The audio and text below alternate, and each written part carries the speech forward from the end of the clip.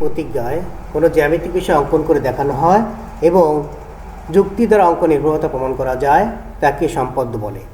আর যে প্রতিজ্ঞায় কোনো জ্যামিতিক বিষয় যুক্তি দ্বারা প্রতিষ্ঠিত করা হয় তাকে উপপাদ্য বলে।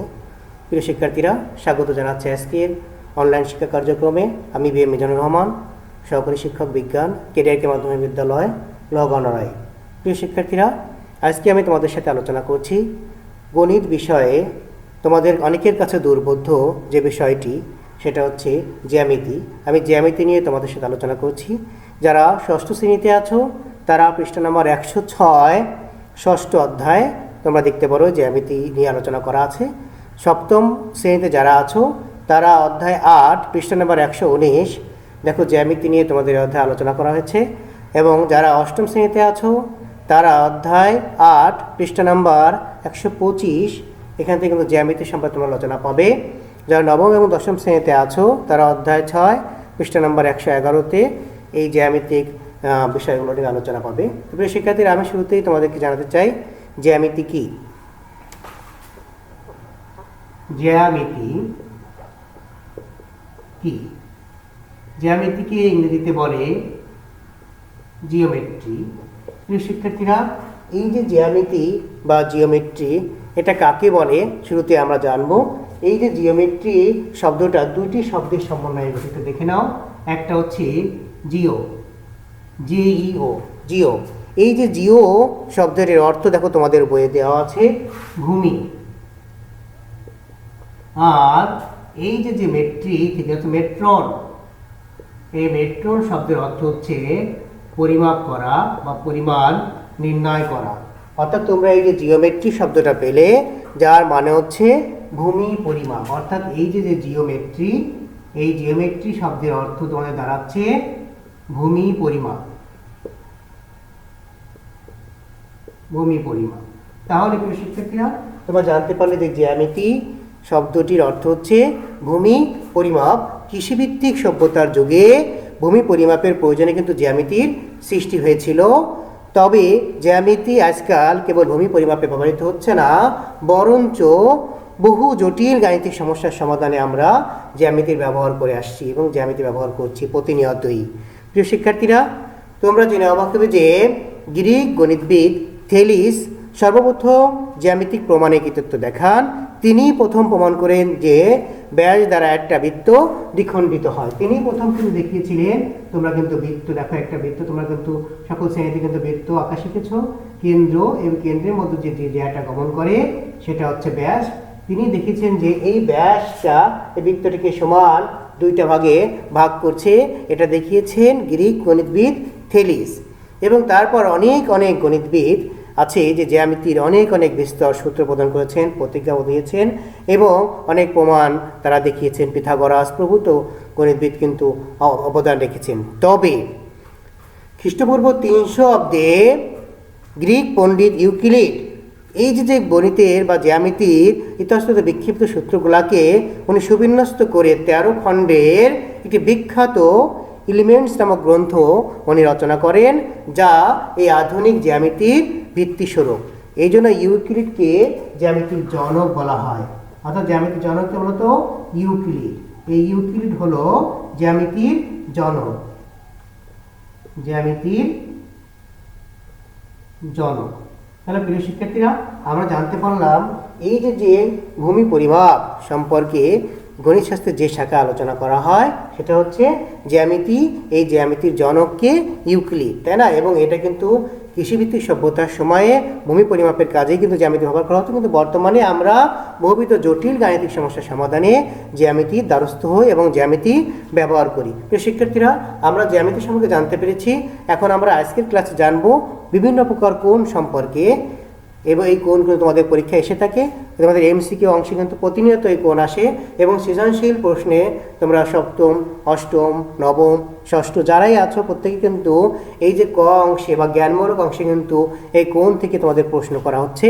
এবং এই জন্য আমাদের কোণ কিন্তু জানতে হবে যে কোন কোণের মান কত, কোন কোণ কাকে বলে, কীভাবে কোণগুলো মান আমরা নির্ণয় করতে পারি, সেই বিষয়টা তোমাদের খেয়াল রাখতে হবে। তারপরে শিক্ষার্থীরা, আমি আর কথা বাড়াবো না, আমরা শুরুতে চলে যাচ্ছি কোণ সম্পর্কে। আমরা আজকে আলোচনা করব কোণ কাকে বলে সেটা নিয়ে বলবো এবং বিভিন্ন প্রকার কোণ সম্পর্কে আমরা আজকে শিখব। প্রথমে আমরা জানবো কোণ কাকে বলে। কোণ কে বলা হচ্ছে অ্যাঙ্গেল। কোণকে ইংরেজি বলা হচ্ছে অ্যাঙ্গেল। একই সমতলে দুটি রশ্মি একই সমতলে দুইটি রশ্মি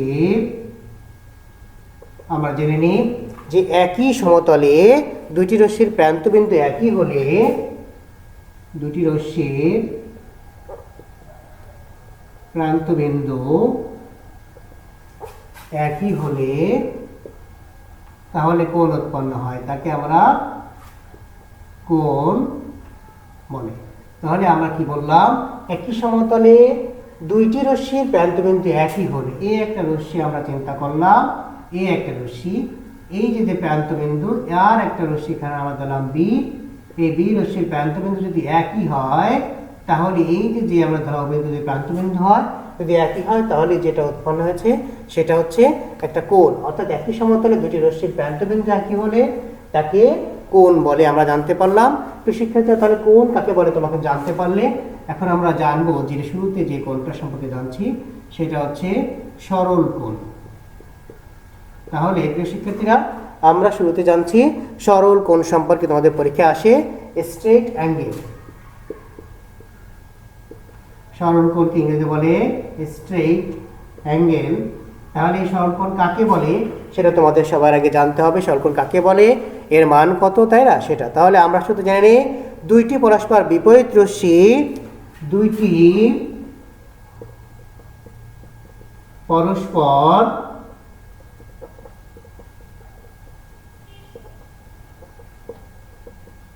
পরস্পর বিপরীত রশ্মি সাধারণ প্রান্তবিন্দুতে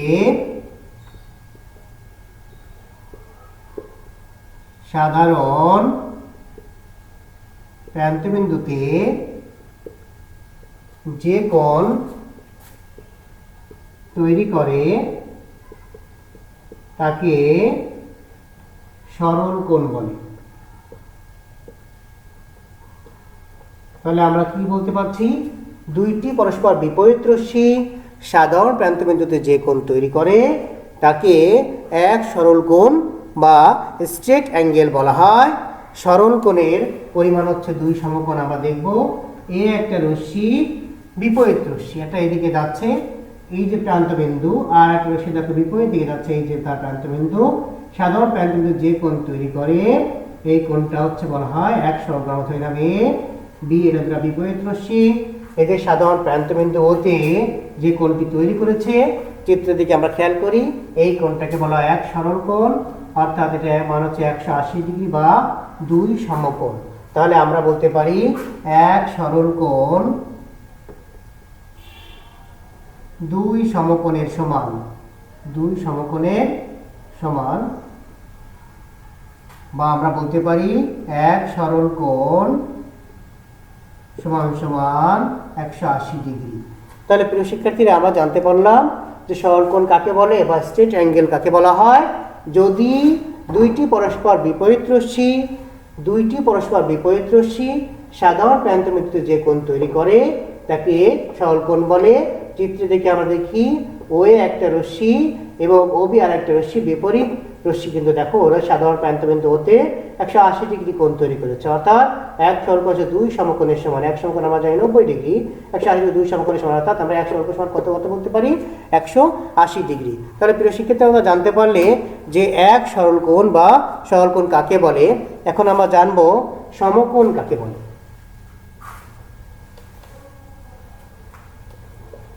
তাহলে আমরা 2 নম্বরে যেটা জানছি সমকোণ কাকে বলে। তো শিক্ষার্থীরা আমরা কিন্তু জানছি এখন সমকোণ সম্পর্কে। সমকোণকে ইংরেজিতে বলা হচ্ছে রাইট অ্যাঙ্গেল।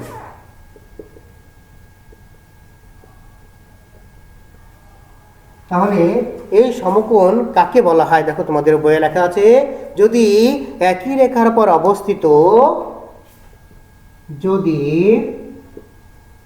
একই রেখার উপর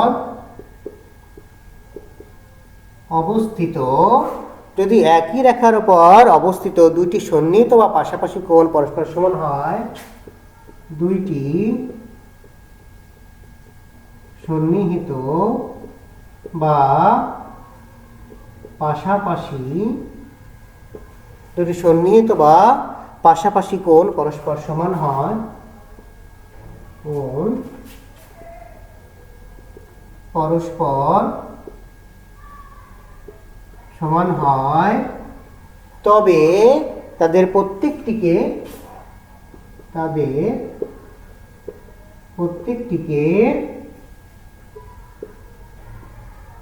সমকোণ বলে। যদি একই রেখার উপর অবস্থিত দুইটি সন্নিহিত বা পাশাপাশি কোণ পরস্পর সমান হয়, তবে তাদের প্রত্যেকটিকে সমকোণ বা রাইট অ্যাঙ্গেল বলে। আমরা একটা চিত্র আঁকি এখানে, শিক্ষার্থীরা আবার দেখি, যদি একই রেখার অবস্থিত একটা রেখা এবি, এই রেখার উপর অবস্থিত দুটি সন্নিহিত কোণ, এই দুটি কোণ সন্নিহিত কোণ আমরা আঁকি, এই একটা সন্নিহিত কোণ এর পাশে আরেকটা সন্নিহিত কোণ, এদের পরিমাণ দেখো 90 ডিগ্রি বা 90 ডিগ্রি ওই পাশে আছে। এদের পরিমাণ যদি পাশে দুটি কোণের পরস্পর সমান হয়, পরিমাণ যদি সমান হয়, তাদের প্রত্যেকটিকে বলা হয় সমকোণ।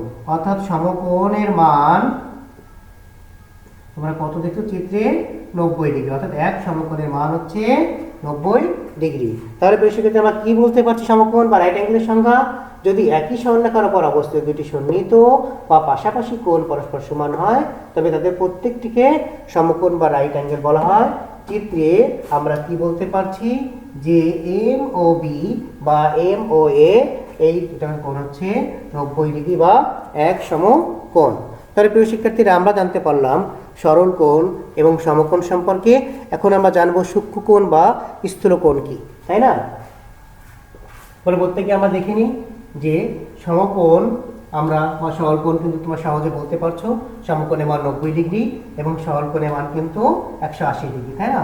তাহলে আমরা এখন জানবো হচ্ছে, যেহেতু আমরা আজকের ক্লাসে কোণ সম্পর্কে জানছি, এখন আমরা জানবো হচ্ছে সূক্ষ্ম কোণ এবং সূক্ষ্ম কোণ সম্পর্কে। সূক্ষ্ম কোণকে তোমাদের বইয়ে ইংরেজিতে বলা হচ্ছে, দেখো, অ্যাকিউট অ্যাঙ্গেল। Acute angle.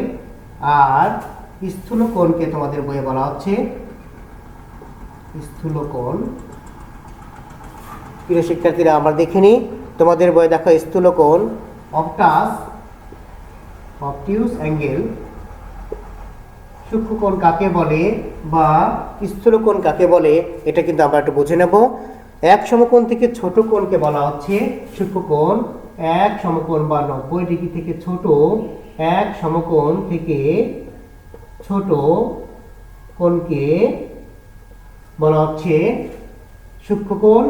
আর এক সমকোণ থেকে বড় কোণকে বলা হচ্ছে স্থূল কোণ। আমরা একটু আগে যে চিত্রটা দেখলাম, দেখো সমকোণ এগুলি লম্ব হচ্ছে, অর্থাৎ সমকোণ থেকে যদি ছোট হয়, এই যে এটা দেখো 90 ডিগ্রি থেকে ছোট, অর্থাৎ সমকোণ থেকে ছোট যে কোণগুলা, এই কোণকে বলা হচ্ছে সূক্ষ্ম কোণ। আর সমকোণ থেকে বড় যে কোণগুলা, অর্থাৎ এই যে সমকোণের বড় কোণটা, এটা হচ্ছে স্থূল কোণ। আমরা যদি নাম দিই এ ও বি হচ্ছে একটা স্থূল কোণ, এক্ষেত্রে যদি আমরা নাম দিই এ ও বি, এটা হচ্ছে একটা স্থূল সূক্ষ্ম কোণ, কারণ এটা সমকোণ থেকে ছোট। তাহলে প্রিয় শিক্ষার্থীরা, আমরা কিন্তু দেখতে পাচ্ছি যে সূক্ষ্ম কোণ বা অ্যাকিউট অ্যাঙ্গেল কাকে বলা হয়, যে এক সমকোণ থেকে ছোট কোণকে বলা হয় সূক্ষ্ম কোণ। আর অবটিউস অ্যাঙ্গেল বা স্থূল কোণ কাকে বলে, এক সমকোণ থেকে বড় কোণকে বলা হচ্ছে স্থূল কোণ। তাহলে প্রিয় শিক্ষার্থীরা, আমরা সূক্ষ্ম কোণ এবং স্থূল কোণ সম্পর্কে কিন্তু বুঝতে পারলাম, এবং এটা চিত্র কেমন হবে, তাই না? এটা ত্রিভুজ যদি আমরা আঁকি, সূক্ষ্ম কোণের ত্রিভুজ বা স্থূল কোণের ত্রিভুজ, তাহলে আমাকে ত্রিভুজ এঁকে ফেলতে পারছি, তাই না? একটা স্থূল কোণের ত্রিভুজ বা একটা সূক্ষ্ম কোণের ত্রিভুজ, 3 বাহু দ্বারা সীমাবদ্ধ চিত্র। আমরা পরবর্তী ক্লাসে ত্রিভুজ সম্পর্কে কিন্তু জানতে পারবো। প্রিয় শিক্ষার্থীরা, আমরা এখন শিখবো হচ্ছে সূক্ষ্ম কোণ এবং দেখো স্থূল কোণ তোমরা জানলে। এখন আমরা আরেকটি কোণ শিখবো, সেটা হচ্ছে প্রবৃদ্ধ কোণ। আমরা অনেকেই বুঝি না যে প্রবৃদ্ধ কোণ কি। আমরা কিন্তু প্রবৃদ্ধ কোণ সম্পর্কে এখন জানবো। প্রবৃদ্ধ কোণ।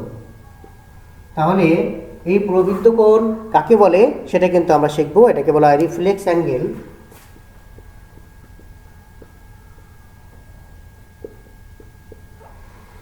তাহলে প্রবৃদ্ধ কোণ কি বা প্রবৃদ্ধ কোণ কাকে বলা হয়? দুই সমকোণ থেকে বড় কিন্তু চার সমকোণ থেকে ছোট কোণকে প্রবৃদ্ধ কোণ বলে।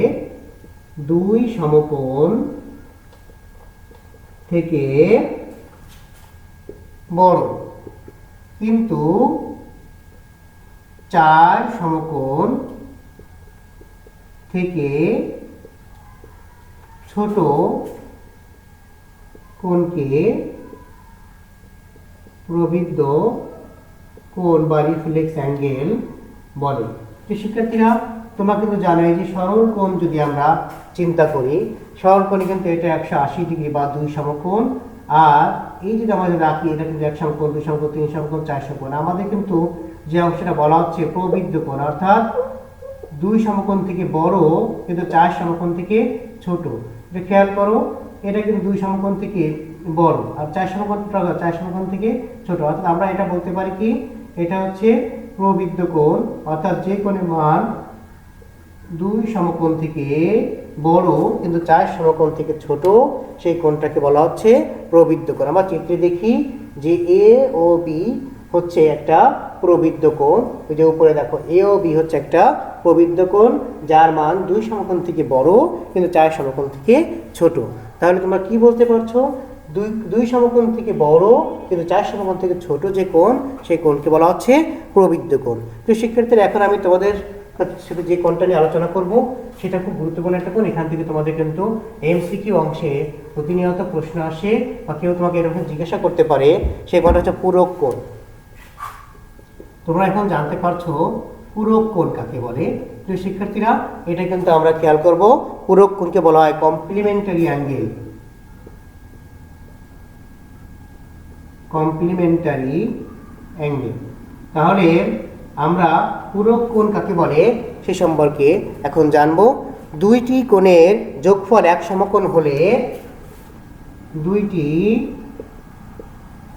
কোণের যোগফল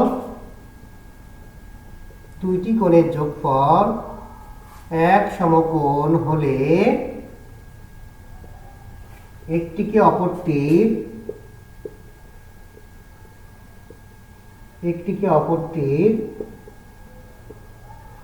পূরক কোণ বলে। তাহলে প্রিয় আমরা কি জানতে পারলাম? দুইটি কোণের যোগফল এক সমকোণ হলে একটিকে অপরটির পূরক কোণ বলে।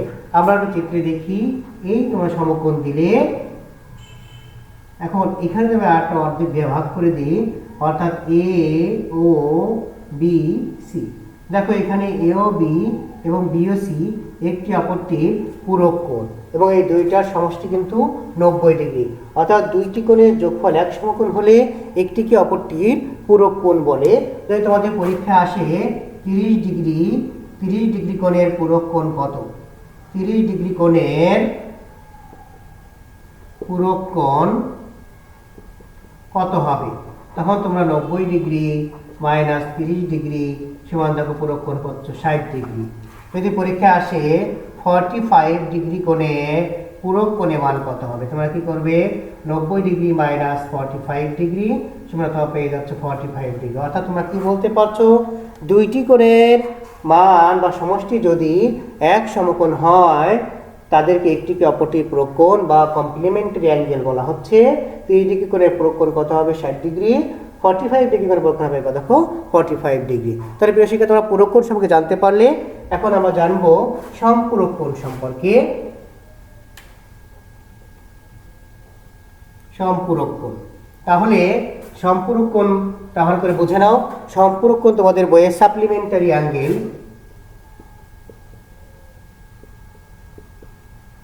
সাপ্লিমেন্টারি অ্যাঙ্গেল, দুইটি কোণের যোগফল দুই সমকোণ হলে তখন তাকে বলা হয় একটিকে অপরটির পূরক কোণ বলে। আমরা জানতে পারলাম দুইটি কোণের যোগফল দুই সমকোণ হলে একটিকে অপরটির সম্পূরক কোণ বলে। তাহলে আমরা কি বলতে পারছি? যে দুইটি কোণের যোগফল দুই সমকোণ হলে একটিকে অপরটির সম্পূরক কোণ বা সাপ্লিমেন্টারি অ্যাঙ্গেল বলা হচ্ছে। তাহলে আমরা দুইটি কোণের মান কত বলছি বলতো? 180 ডিগ্রি। তাহলে আমরা দুইটি কোণটা রাখি। দেখো এই যে দুইটি কোণের মান আমরা দিলাম এ ও বি সি।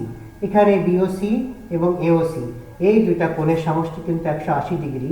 তাহলে বা দুই সমকোণ।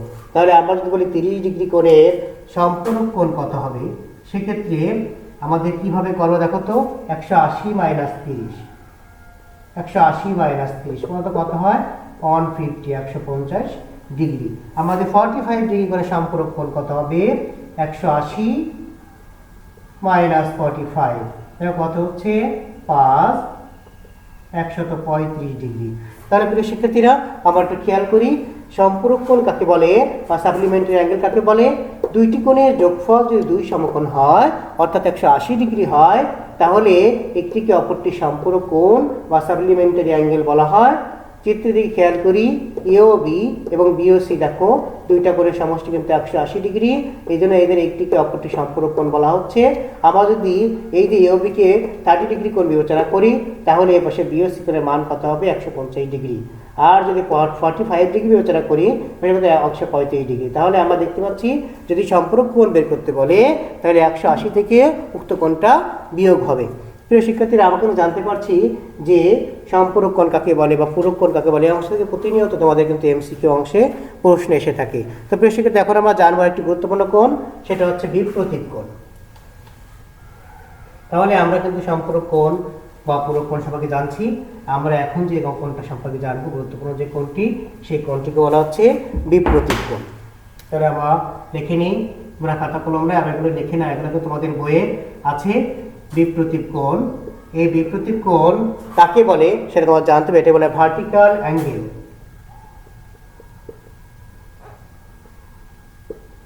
Vertical angle. তাহলে এই বিপ্রতীপ কোণ কাকে বলে?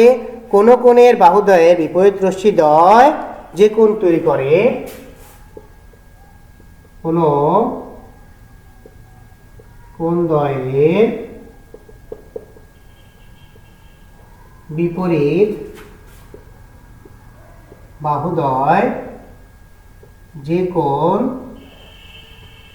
তৈরি করে তাকে কোন কোণের বিপরীত বাহুদ্বয় যে কোণ তৈরি করে, বিপরীত রশ্মিদ্বয় কোন কোণের বাহুদ্বয়ের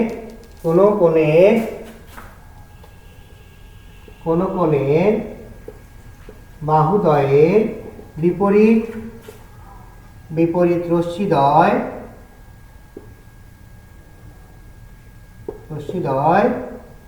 যে কোণ তৈরি করে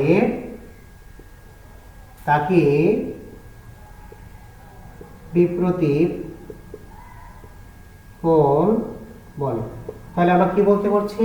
কোন কোণের বাহুদ্বয়ের বিপরীত রশ্মিদ্বয় যে কোণ তৈরি করে তাকে বিপ্রতীপ কোণ বা ভার্টিক্যাল অ্যাঙ্গেল বলে। আমরা দেখি, এ একটা কোণ আমরা নাম দিতে পারি এ ও বি। শিক্ষার্থীরা দেখি, কোন কোণের বাহুদ্বয়ে, এই বাহুদ্বয়ের বিপরীত রশ্মি, আমরা এই বাহুর বিপরীত রশ্মি এখানে আঁকি, আমরা নাম দিয়ে দিলাম বি এম, এবং এই কোণের বিপরীত রশ্মি যদি আমরা আঁকি এ এন। এই কোন কোণের বাহুদ্বয়ের বিপরীত রশ্মিদ্বয় যে কোণ তৈরি করে তাকে বিপ্রতীপ কোণ বলে। আবার যদি এ ও বি এই কোণের বিপরীত চিন্তা করি, তাহলে আমরা পাচ্ছি চিত্রে দেখো এম ও এন। আর যদি আমরা এই পাশে এ ও এমটা চিন্তা করি, এর পাশে পাচ্ছি আমরা বি ও এন। তাহলে আমরা কি বলতে পারছি? কোণ এ ও বি সমান বিপ্রতীপ কোণ আমরা পাচ্ছি কোণ এম ও এন। আর যদি আমরা কোণ এ ও এম চিন্তা করি, সেক্ষেত্রে বিপ্রতীপ কোণ পাচ্ছি আমরা কোনটা দেখো তো? বিপ্রতীপ কোণ বি ও এন। তাহলে শিক্ষার্থী আমরা জানতে পারছি এই বিপ্রতীপ কোণগুলো পরস্পর সমান। কোন কোণের বাহুদ্বয়ের বিপরীত রশ্মিদ্বয় যে কোণ তৈরি করে তাকে বিপ্রতীপ কোণ বলে। আমরা কিন্তু এটা প্রমাণ করবো উপপাদ্যে যে বিপ্রতীপ কোণ এই যে এ ও বি সমান এম ও এন, এটা কিন্তু আমরা আগামী ক্লাসগুলোতে প্রমাণ করব। তাহলে আমরা জানতে পারলাম যে বিপ্রতীপ কোণ কাকে বলে। প্রিয় শিক্ষার্থীরা, আমরা আমাদের ক্লাসে প্রায় শেষ পর্যায়ে চলে এসেছি। আমরা এখন জানবো অনুরূপ কোণ সম্পর্কে এবং একান্তর কোণ সম্পর্কে। যে শিক্ষার্থীরা তোমরা প্রায় সময় তুমি দেখেছো যে রেল লাইন যে চলে, তাই না, রেলগাড়ি যে চলে যে লাইনের উপর দিয়ে, তাই না, তোমরা সেই লাইনগুলো দেখতে কীরকম দেখো। এই যে একটি সরলরেখা আর এই একটি সরলরেখা, একটি সমতলে দুটি সরলরেখা দেখো পাশাপাশি যাচ্ছে, এদের মধ্যে যে লম্ব দূরত্ব যদি সর্বদা সমান থাকে, লম্ব দূরত্ব এই মাঝের এই দূরত্ব যদি সর্বদা সমান থাকে, তাহলে এই রেখা কিন্তু যতই বিস্তৃত হয় এটা কিন্তু কখনো ছেদ করবে না। তাহলে আমরা বলতে পারি যে একই সমতলে অবস্থিত দুইটি সরলরেখা যদি ছেদ না করে তখন সেই সরলরেখাগুলোকে বলা হয় সমান্তরাল সরলরেখা বা সমান্তরাল রেখা। তাহলে এই যে সমান্তরাল রেখা, এই সমান্তরাল রেখা একই সমতলে অবস্থিত দুইটি সরলরেখা ছেদ না করলে তাদের সমান্তরাল সরলরেখা বলে। এই সমান্তরাল সরলরেখাকে যদি একটা ছেদ করে চলে যায়, তাহলে যে কোণ তৈরি হয় ছেদকের একই পাশে কিছু কোণ তৈরি হয় এবং ছেদকের বিপরীত পাশেও কিন্তু কোণ তৈরি হতে পারে। এই যে ছেদকের একই পাশে বিপরীত পাশে কোণ তৈরি হয়, এটা নিয়ে আলোচনা করছি। যে কোণটা তৈরি একটা হচ্ছে অনুরূপ কোণ। অনুরূপ কোণ, এটাকে ইংরেজিতে বলা হচ্ছে কারেসপন্ডিং অ্যাঙ্গেল।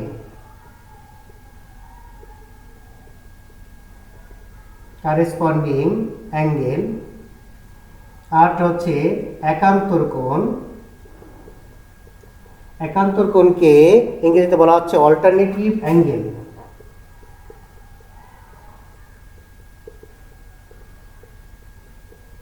Alternative angle.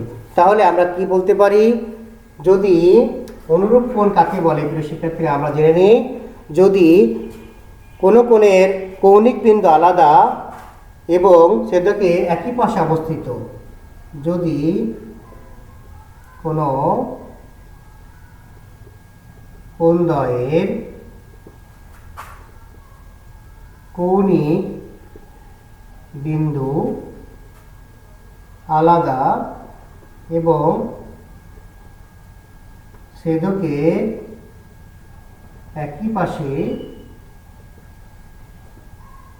অবস্থিত হয়, তবে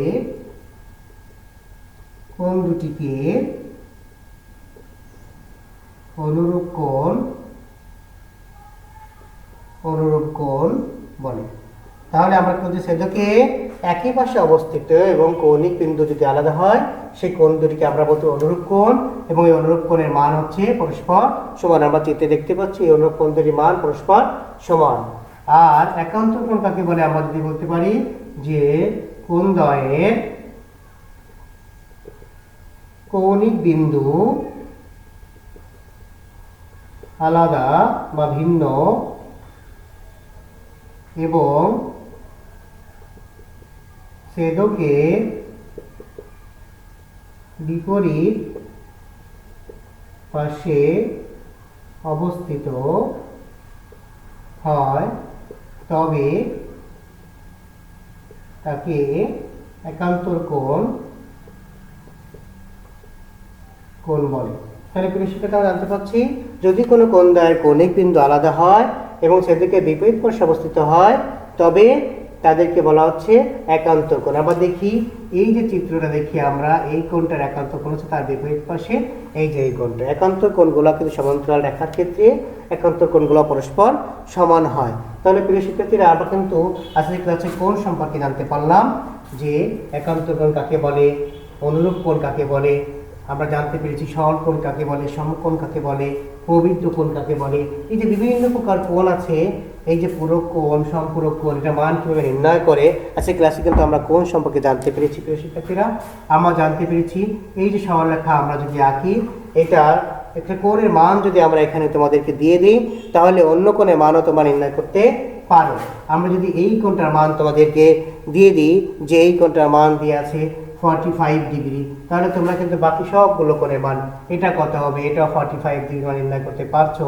এই দুইটা বিপরীত কোণ বলে, এই কোণটার মান দেখে তুমি এটাও নির্ণয় করতে পারছো, এটা একান্তর কোণ বলে, তাই না। আবার এটাও একইভাবে নির্ণয় করতে পারছো। এই কোণটাকে আবার আমরা সম্পূরক কোণ সূত্র দিয়ে 180 থেকে 135 ডিগ্রি আমরা সহজে কিন্তু তোমরা এটা নির্ণয় করতে পারছো যে না এটা 135, এটা 135 হলে এই পাশের কোণটাও কিন্তু 135 হচ্ছে আমরা নির্ণয় করতে পারছি। আমরা যদি এখানে এটা দিয়ে 40 ডিগ্রি দিয়ে দিই তাহলে তোমরা কিন্তু এটা বাকি কোণগুলোকে নির্ণয় করতে পারছো।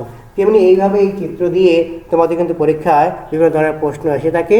তোমরা কিন্তু এভাবে বারবার এঁকে নিজেরা প্র্যাকটিস করবে যে বিপ্রতীপ কোণ, একান্ত কোণ, সম্পূরক কোণ, পূরক কোণ প্রভৃতি দিয়ে কিন্তু আমরা এই ধরনের গাণিতিক সমস্যাগুলো সমাধান করতে পারি। তো প্রিয় শিক্ষার্থীরা, নিশ্চয়ই আজকে ক্লাস ভালো লাগলো।